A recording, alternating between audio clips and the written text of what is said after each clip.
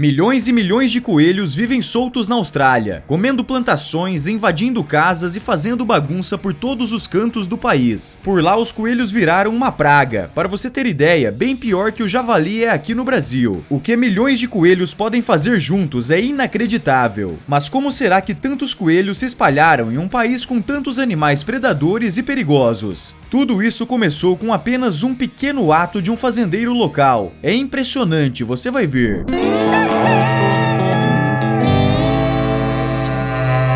Um pequeno exemplo do que esses animais podem fazer quando se juntam foi relatado por um senhor morador da zona rural da Austrália. A propriedade de um aposentado em Mornington, na Austrália, foi tomada pelo que ele denominou como praga sangrenta de coelhos. Nos últimos 6 meses, Colin tem gasto milhares de dólares na tentativa de minimizar os danos causados por bichinhos fofos e altamente destrutivos. A coelhada invasora já detonou um tanque d'água, depredou árvores frutíferas, arrasou o bem cuidado jardim do Sr. Colin e cavou centenas de buracos sob qualquer cerca do terreno que aparecesse pela frente. Tempos atrás, ele tentou pedir ajuda às autoridades locais. No entanto, a legislação australiana determina que os donos de terra são obrigados a controlar as pragas dentro dos limites da propriedade. Anualmente, os coelhos têm custado mais de R$1 bilhão ao setor agrícola australiano e ameaçam a sobrevivência de aproximadamente 300 espécies nativas. E acredite, isso já melhorou muito, pois há vários anos atrás existiam ainda mais coelhos. Não exagero quando digo que o solo literalmente se movia. A quantidade de coelhos era tão grande que se você caminhasse pelo campo, teria a sensação de que o pasto caminhava junto.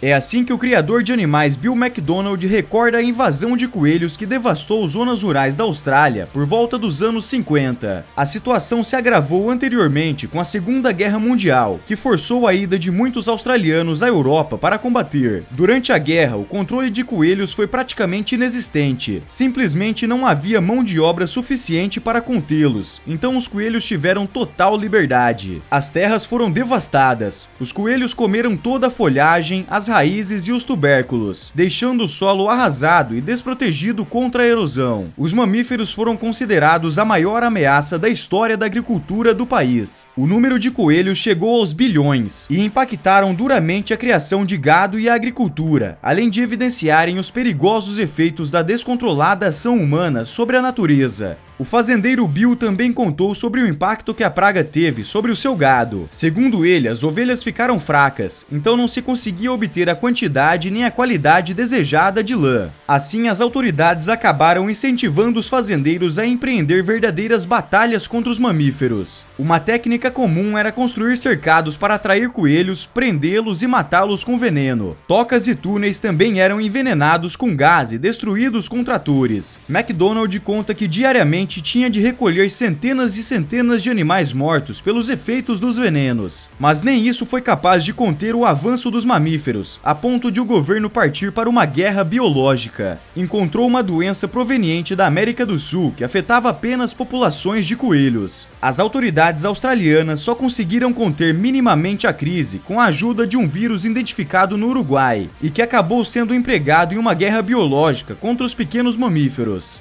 E toda essa infestação de coelhos começou com um pequeno ato há muitos anos atrás. De acordo com uma pesquisa, no Natal de 1859, o carregamento de 24 coelhos chegou a Melbourne, vindo da Inglaterra, como um presente para Thomas Austin, um rico fazendeiro inglês que queria estabelecer uma colônia das criaturas em sua propriedade australiana para a caça, que era o seu hobby. O agrado foi enviado pelo irmão de Austin, diretamente de uma vila inglesa. Apenas 3 anos depois, os animais se multiplicaram aos milhares. Em 1865, o colono se gabou ao jornal local ao matar cerca de 20 mil coelhos em sua propriedade, onde organizou festas de caça para a realeza inglesa, como o filho da rainha Vitória, príncipe Alfred. Ao longo de 50 anos, os animais colonizaram um espaço cerca de 13 vezes maior do que sua área nativa na Europa, e uma taxa mais rápida do que qualquer outro mamífero, incluindo porcos e gatos. À medida que os animais se espalhavam, a população se tornava menos diversa. Os coelhos recém-chegados tiveram uma vantagem para a reprodução. extinção, pois se depararam com o sertão virando pasto e predadores sendo caçados para proteger o gado. Então tudo isso se juntou em uma condição mais que ideal para eles se espalharem. E por conta daquele ato há muitos anos atrás, a Austrália sofre com os coelhos até hoje.